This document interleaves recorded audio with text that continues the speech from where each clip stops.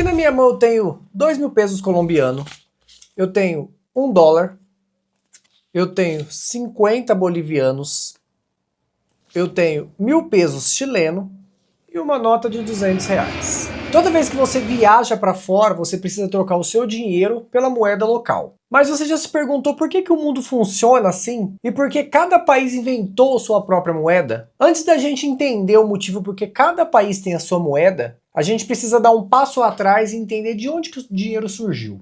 Muitos anos atrás, as trocas eram feitas na base do escambo. Ou seja, se você tinha uma galinha e precisava de trigo, você precisava procurar alguém que tem o trigo e que aceitasse trocar pela sua galinha. Só que nem sempre essa conta fechava. Às vezes você precisava do trigo, mas a pessoa que tinha o trigo para trocar com você não precisava da sua galinha. Para resolver isso, a humanidade começou a usar itens que todo mundo precisava, como sal, conchas, essa mesmo que a gente acha na beira da praia, e principalmente o ouro e a prata. O problema é que no meio do comércio era muito difícil você saber se aquele ouro realmente era puro ou tinha o peso certo. Foi aí que por volta do século 7 a.C., que os reis decidiram se intrometer na negociação, vamos dizer assim. Eles cortavam os metais em discos padronizados e carimbavam o símbolo do reino ali. Aquele carimbo garantia que a moeda tinha o peso certo e era verdadeira. Conforme os impérios foram ruindo e o mundo começou a se dividir em países modernos como conhecemos hoje,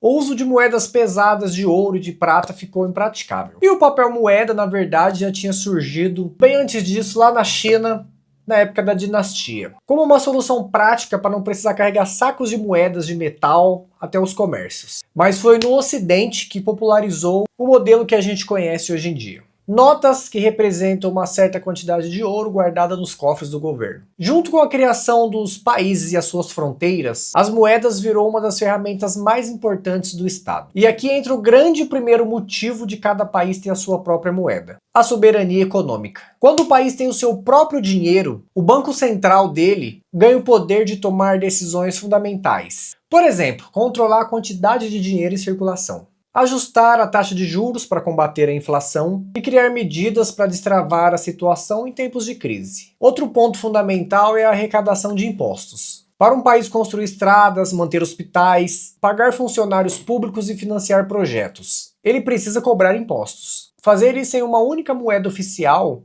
torna o sistema muito mais organizado. Além disso, a moeda funciona como um símbolo de identidade, com a cara de grandes personalidades, a fauna e a história do país impressa nas notas. Mas aí você pode se perguntar, todo país é obrigado a ter a sua própria moeda?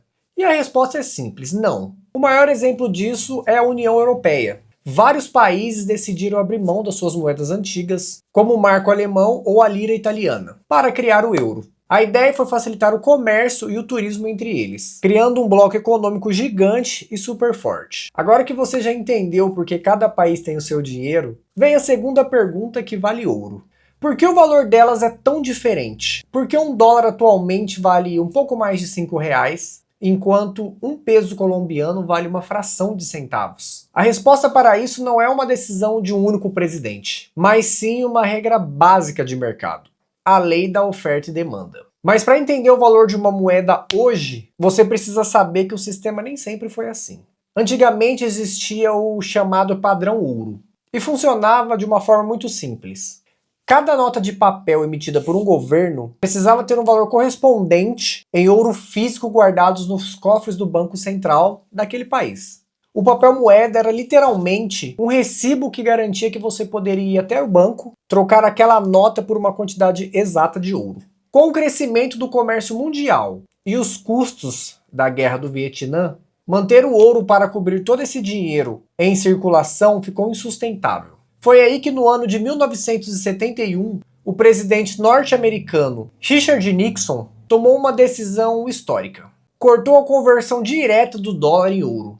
E com isso o mundo inteiro abandonou o padrão ouro e passou a usar a moeda fiduciária, que a palavra fiduciária vem do latim fiducia, que significa confiança. E a partir desse momento em que o ouro saiu de cena, o valor do dinheiro mudou completamente a lógica. Hoje a nota que você tem na carteira não vale nada pelo papel em si, muito menos existe uma reserva de ouro guardada para ela. Ela tem valor simplesmente porque a sociedade confia no governo que a emitiu e no Banco Central que a controla. Isso tudo é um pacto social.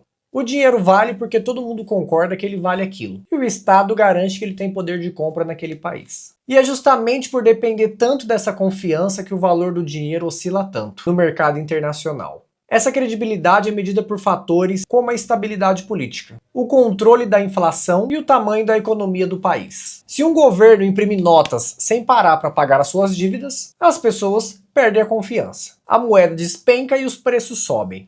Foi isso que aconteceu na Venezuela, por exemplo, onde anos de emissão de dinheiro descontrolada destruiu o valor do bolívar e fizeram a inflação disparar, a ponto das notas perderem seu valor no dia a dia. Já em países com a economia sólida e regras bem claras, passa mais segurança, fazendo que com investidores do mundo todo queiram ter aquela moeda, como é o caso do dólar nos Estados Unidos. Hoje, existem centenas de moedas estatais espalhadas pelo mundo, cada uma com o seu valor e a sua dinâmica. Mas a tecnologia trouxe uma novidade revolucionária, que são as moedas digitais e descentralizadas. Um exemplo que todo mundo conhece é o Bitcoin. Diferente do dinheiro fiduciário dos governos, o Bitcoin não depende de bancos centrais para ser emitido. Ele é limitado a 21 milhões de unidades. Nunca, jamais vai passar disso. E ele permite que você envie dinheiro do Brasil para o Japão em questão de minutos, sem a intermediação de nenhum governo ou de nenhum banco para controlar a transação. Particularmente, eu sou um grande defensor dessa tecnologia. Eu gosto muito do Bitcoin. Ah lá, a prova viva está aqui em cima. Eu defendo muito porque ele devolveu o controle financeiro na mão do indivíduo, para quem sabe usar, claro. Nos últimos anos, países como Brasil, Rússia, Índia, China e a África do Sul formaram um bloco conhecido como os BRICS. Eles vêm discutindo formas de reduzir a dependência do dólar, usando as suas próprias moedas nas transações. Mas isso não significa o fim do dólar, mas mostra que o mundo está buscando outras alternativas. Mesmo assim, na prática de quem viaja, a realidade ainda esbarra em uma regra simples. O dólar americano continua sendo o rei do câmbio global. Não importa se você vai para a Ásia, para a Europa ou para a América Latina. Levar dólares ou usar uma conta internacional confiável ainda é a opção mais aceita, líquida e segura em praticamente qualquer lugar do mundo. E não, eu não vou fazer propaganda de nenhuma conta global, nenhum cartão internacional, nem nada.